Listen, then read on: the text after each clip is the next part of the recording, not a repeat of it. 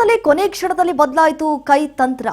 ಮೊದಲ 4 ಅಭ್ಯರ್ಥಿಗಳಿಗೆ 30 ಮತಗಳನ್ನು ಹಾಕಿಸುವಂತಹ ಪ್ಲಾನ್ ಕೂಡ ನಡೀತಾ ಇದೆ. ಅಂದ್ರೆ ಒಟ್ಟು 120 ಶಾಸಕರ ಮತಗಳನ್ನು ಹಾಕಿಸುವಂತಹ ರಣತಂತ್ರಗಾರಿಕೆಯನ್ನ ಹೆಣೆಯುವಂತಹ ಕೆಲಸ ಆಗ್ತಾ ಇದೆ ಕೈಪಾಡಿಯಾಗ.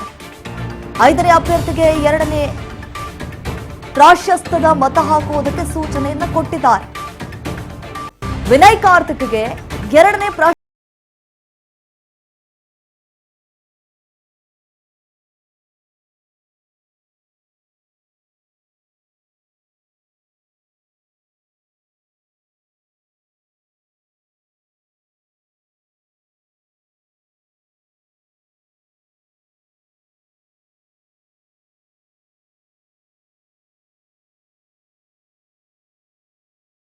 ಕೆಲವೊಂದಿಷ್ಟು ಮಾರ್ಗದರ್ಶನಗಳನ್ನು ಕೊಟ್ಟಿದ್ರು, ಮತಪಾಠವನ್ನ ಕೂಡ ಮಾಡಿದ್ರು.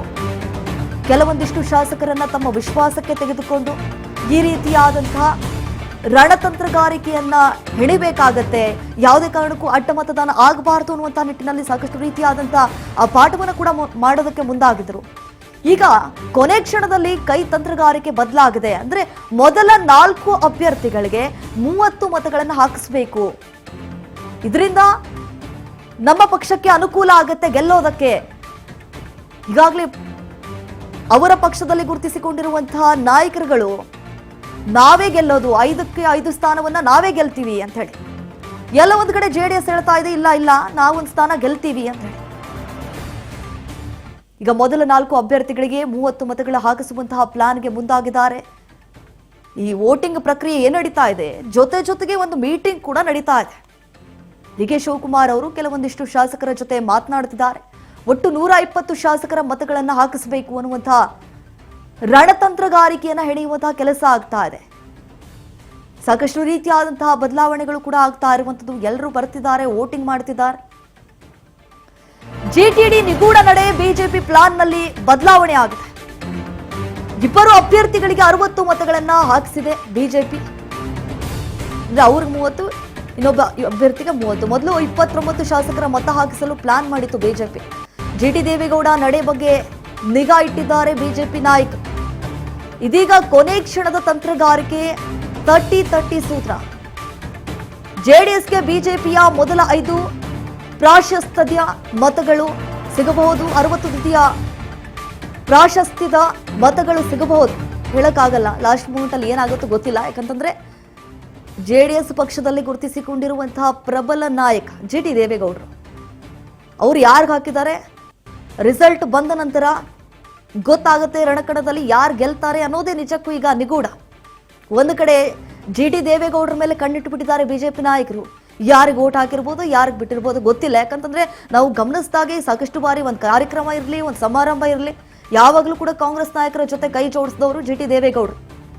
ಅಂಥದ್ರಲ್ಲಿ ಮೇ ಬಿ ಅವ್ರಿಗೂ ಹಾಕಿರ್ಬೋದು ಅಥವಾ ಬಿಜೆಪಿ ಅವ್ರಿಗೂ ಹಾಕಿರ್ಬೋದು, ಗೊತ್ತಿಲ್ಲ ಯಾರಿಗೆ ಹಾಕಿದ್ದಾರೆ ಅಂತ ಹೇಳಿ. ನನ್ನ ಆತ್ಮಸಾಕ್ಷಿಗೆ ತಕ್ಕಂತೆ ನಾನು ಓಟನ್ನು ಹಾಕಿದ್ದೇನೆ ಅನ್ನುವಂತ ಅವರ ಸ್ಟೇಟ್ಮೆಂಟ್ ಆಗಿತ್ತು. ಸೊ ರಿಸಲ್ಟ್ ನಂತರ ಗೊತ್ತಾಗುತ್ತೆ ಯಾರಿಗೆ ಓಟ್ ಹಾಕಿದ್ದಾರೆ ಅಂತ ಹೇಳಿ. ಈಗ ಸಾಕಷ್ಟು ರೀತಿಯಾದಂತಹ ರಣತಂತ್ರಗಾರಿಕೆಯನ್ನ ಹೆಣೆಯುವಂತಹ ಕೆಲಸ ಕೂಡ ಆಗ್ತಾ ಇದೆ. ಒಂದು ಕಡೆ ಕಾಂಗ್ರೆಸ್ ಪಕ್ಷದಿಂದ, ಮತ್ತೊಂದು ಕಡೆ ಬಿಜೆಪಿ ಪಕ್ಷದಿಂದ. ಕಾಂಗ್ರೆಸ್ ನಾಯಕರು 5 ಅಭ್ಯರ್ಥಿಗಳನ್ನ ಗೆಲ್ಲಿಸಿಕೊಂಡು ಬರುವಲ್ಲಿ ನಾವು ಯಶಸ್ವಿ ಆಗ್ತೀವಿ ಅಂತ ಹೇಳ್ತಿದ್ದಾರೆ. ಮತ್ತೊಂದು ಕಡೆ ಬಿಜೆಪಿ ನಾಯಕರು ನಾವು 2 ಸ್ಥಾನವನ್ನ ಗೆದ್ದು ಬೀಗ್ತೀವಿ ಅಂತ ಹೇಳಿ.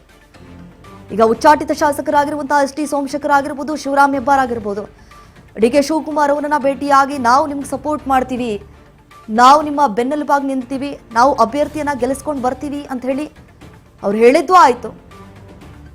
ಸೊ ಇದರಿಂದ ಎಲ್ಲ ಒಂದು ಕಡೆ ಕಾಂಗ್ರೆಸ್ ಪಕ್ಷಕ್ಕೆ ಪ್ಲಸ್ ಪಾಯಿಂಟ್ ಆಗಬಹುದು. ಮೇ ಬಿ ಸಾಕಷ್ಟು ರೀತಿಯಾದಂತಹ ತಂತ್ರಗಾರಿಕೆಯನ್ನ ಕೂಡ ಈಗ ಬಿಜೆಪಿ ನಾಯಕರು ಹೆಣಿತಿದ್ದಾರೆ.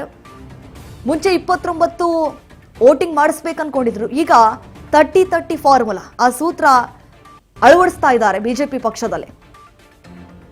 ಈ ಮೇಲ್ಮನೆ ಮಹಾಯುದ್ಧದಲ್ಲಿ ಯಾರು ಹಿನ್ನಡೆ ಆಗ್ತಾರೆ, ಯಾರು ಮುನ್ನಡೆ ಸಾಧಿಸ್ತಾರೆ ಅನ್ನೋದೇ ಈಗ ನಿಜಕ್ಕೂ ಕುತೂಹಲಕ್ಕೆ ಎಡೆಮಾಡಿಕೊಡ್ತಾ ಇರುವಂತಹ ಒಂದು ಸಂಗತಿ.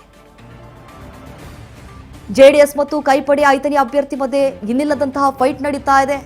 ನಾವಂತರೂ ವಿನಯ್ ಕಾರ್ತಿಕ್ ಅವರನ್ನ ಗೆಲ್ಲಿಸ್ಕೊಂಡು ಬರ್ತೀವಿ ಅಂತ ಹೇಳಿ ಈಗ ಕಾಂಗ್ರೆಸ್ ಪಕ್ಷದ ನಾಯಕರು ಪಣ ತೊಟ್ಟಿದ್ದಾರೆ. ಮತ್ತೊಂದು ಕಡೆ ಜೆಡಿಎಸ್ ನಾಯಕರು ಜೆಡಿಎಸ್ ಅಭ್ಯರ್ಥಿ ಆಗಿರುವಂತಹ ಗೋವಿಂದರಾಜ್ ಅವರನ್ನೇನು ಕಣಕ್ಕಿಳಿಸಿದಾರಲ್ಲ, ಇಲ್ಲ ನಾವು ಅವರನ್ನ ಗೆಲ್ಲಿಸ್ಕೊಂಡು ಬರ್ತೀವಿ ಅಂತ ಹೇಳಿ ಕೂಡ ದಳಪತಿ ಸವಾಲ್ ಹಾಕಿದ್ದಾರೆ. ಏನಾಗುತ್ತೆ ಇವತ್ತು ರಿಸಲ್ಟ್ ಬಂದ್ಮೇಲೆ ಗೊತ್ತಾಗತ್ತೆ ಯಾರು ಎಷ್ಟೆಷ್ಟು ಸ್ಥಾನಗಳನ್ನ ಗೆಲ್ತಾರೆ ಅಂತ ಹೇಳಿ.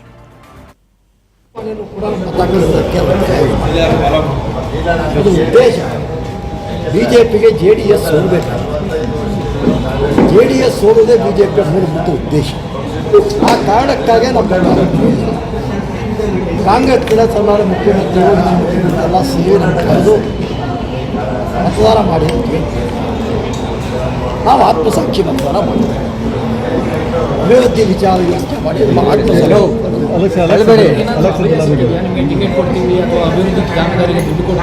ನಾವು ಟಿಕೆಟ್ ಬಗ್ಗೆ ಇವತ್ತು ಮಾತಾಡ್ತಕ್ಕಂಥ ಪ್ರಮೇಯ ತುಂಬ ದೂರ ಇದೆ. ನಮ್ಮ ಉದ್ದೇಶ ನಮ್ಮ ಕ್ಷೇತ್ರದ ಅಭಿವೃದ್ಧಿ, ನಮ್ಮ ಉದ್ದೇಶ ನಮ್ಮ ಕ್ಷೇತ್ರದ ಆಗಬೇಕಾದಂಥ ಕೆಲಸಗಳು, ಅದೇ ಬಗ್ಗೆ ನಾವು ಮಾತಾಡಿದ್ವಿ.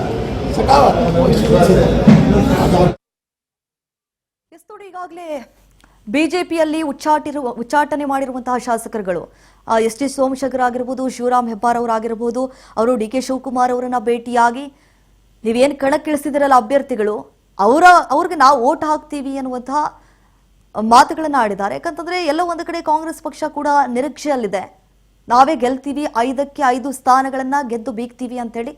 ರಿಸಲ್ಟ್ ಬಂದ ಮೇಲೆ ಗೊತ್ತಾಗತ್ತೆ. ಯಾಕಂತಂದ್ರೆ ಡಿ.ಕೆ. ಶಿವಕುಮಾರ್ ಅವರು ಯಾವುದೇ ಮತಗಳು ಒಂದೇ ಒಂದು ಮತಗಳು ಅಸಿಂಧು ಆಗಬಾರ್ದು ಅಂತ ಹೇಳಿ ಸಾಕಷ್ಟು ಎಚ್ಚರಿಕೆಯನ್ನು ವಹಿಸಿದ್ದಾರೆ, ಸಾಕಷ್ಟು ಗೈಡ್ಲೈನ್ಸ್ ಕೊಟ್ಟಿದ್ದಾರೆ.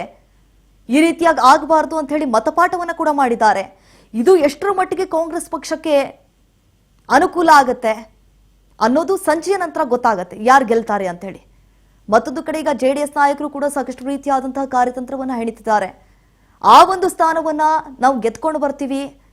ಈಗ GT ದೇವೇಗೌಡರು ಯಾರಿಗೆ ಓಟ್ ಹಾಕಿದ್ದಾರೆ ಎಲ್ಲ ಒಂದು ಕಡೆ ಅನಿಸ್ತಾ ಇದೆ JDS ಪಕ್ಷದಲ್ಲಿ ಅಡ್ಡ ಮತದಾನ ಮಾಡಿಬಿಟ್ಟಿದ್ದಾರೆ ಅಂತ ಹೇಳಿ.